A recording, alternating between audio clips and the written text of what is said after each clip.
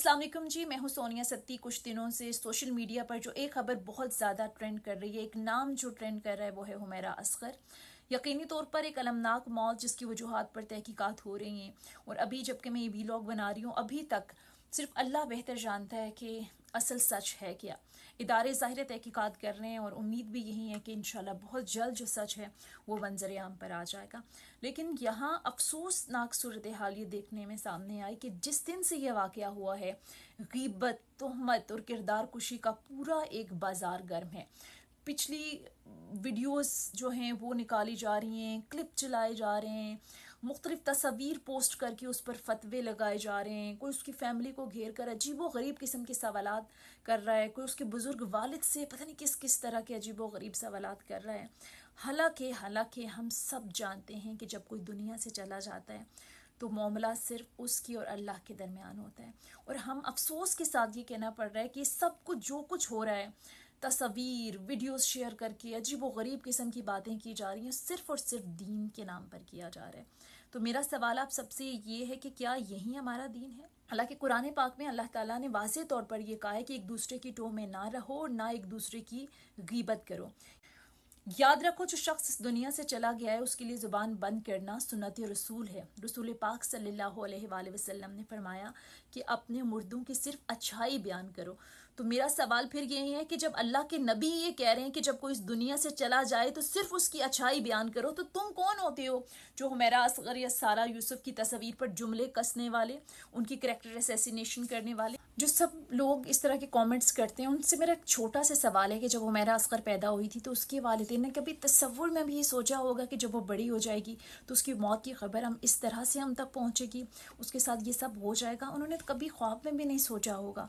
उन्होंने बड़े नाजों से अपनी बेटी को पाला होगा। हमें नहीं पता कि आने वाला कल हमारे लिए क्या लेकर आएगा, हमें नहीं पता कि कल क्या होने वाला है। सो प्लीज़, आपके घर में भी माएँ हैं, बहनें हैं, बेटियां हैं, अल्लाह ना करे अगर आपको इस तरह की सूरत हाल का सामना करना पड़े, अस्तगफिरुल्लाह, अगर करना पड़े तो क्या फिर भी यही तूफ़ानी बदतमीज़ी करोगे जो उसके वालिदैन के साथ हो रहा है, या उसकी ज़ात के हवाले से जो आज कैरेक्टर असैसिनेशन हो रही है या कीचड़ उछाला जा रहा है?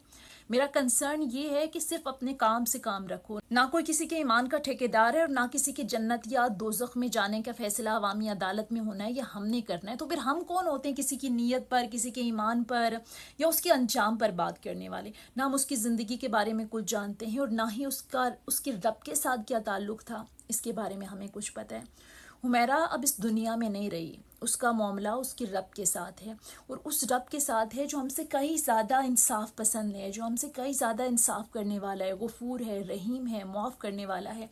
कुछ कमेंट्स में देख रही थी कि ऐसी औरतों का अंजाम यही होता है, बेपर्दा है, दीन से दूरी है, शोबिज़ में थी, नाफरमान थी, ये थी वो थी।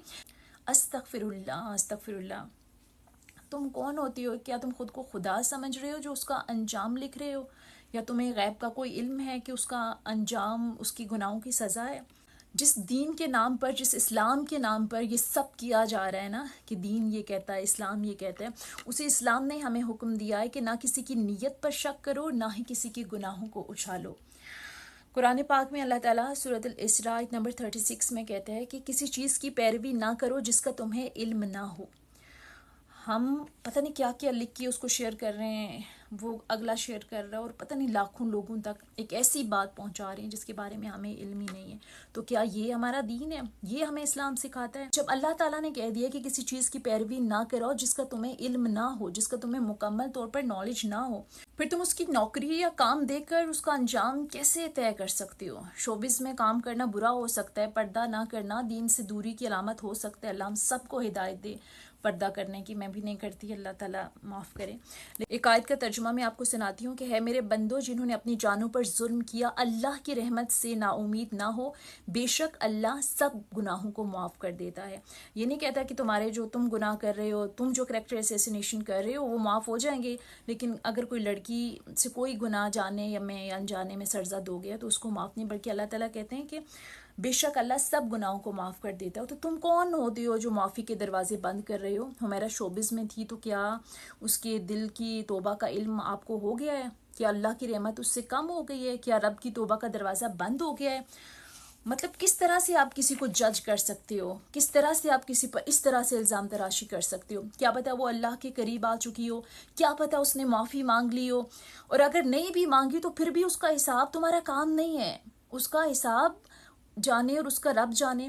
تم صرف جو کر سکتی ہو وہ خاموشی اور دعا، جس اسلام کے نام پر، جس دین کے نام پر یہ سب لکھ رہے ہو، یہ سب باتیں پھیلا رہے ہو، وہی دین ہمیں کیا کہتے ہیں؟ وہی دین ہمیں یہ کہتا ہے کہ جب کوئی مر جائے تو اس کے لیے دعائیں مغفرت کرتے ہیں، اس کے لیے دعا کرتے ہیں مغفرت کی۔ دین صرف یہ لیکچر جاننے کا نام نہیں ہے کہ اس نے دوپٹہ نہیں کیا، وہ یہ کر رہی تھی، وہ کر رہی تھی، یہ فلاں تھی، وہ فلاں تھی، بلکہ دین یہ ہے کہ اپنے عمل سے ثابت کرو۔ اب حمیرہ مر گئی ہے، حمیرہ اس دنیا سے چلی گئی ہے، ہمارا دین کیا کہتا ہے اس پر عمل کرو۔ دین یہ کہتا ہے کہ جب کوئی مر جائے تو اس کے لیے دعائیں مغفرت کرو، کیونکہ کل جب تم مرو گے، جب تم اللہ کے حضور پیش ہوگے تو تم بھی یہی چاہو گے کہ تمہارے گناہ نہ گنے جائیں بلکہ تمہارے لیے دعائیں مغفرت کی جائے۔ تو جو تم اپنے لیے چاہتے ہو وہی دوسروں کے لیے بھی چاہو۔ تو خدا میری آپ سے ریکویسٹ ہے کہ جب کوئی بھی اس دنیا سے چلا جائے کہ بجائے اس کی کہ برائیاں اچھال کے اس کی ویڈیوز اور اس کے، اللہ نہ کرے، اللہ معاف کرے، جانے جانے میں انسان گناہوں کا پتلا گناہ ہو جاتے ہیں۔ اللہ کی رحمت بہت بڑی ہے، بجائے اس کے گناہوں کو اچھال کر اس کی برائیاں، اس کی زندگی میں کی گئی چیزیں لوگوں کے سامنے لاؤ، بلکہ چپ رہو اور اس کے لیے مغفرت کی دعا کرو، تاکہ کل تمہارے لیے بھی کوئی مغفرت کی دعا کرے۔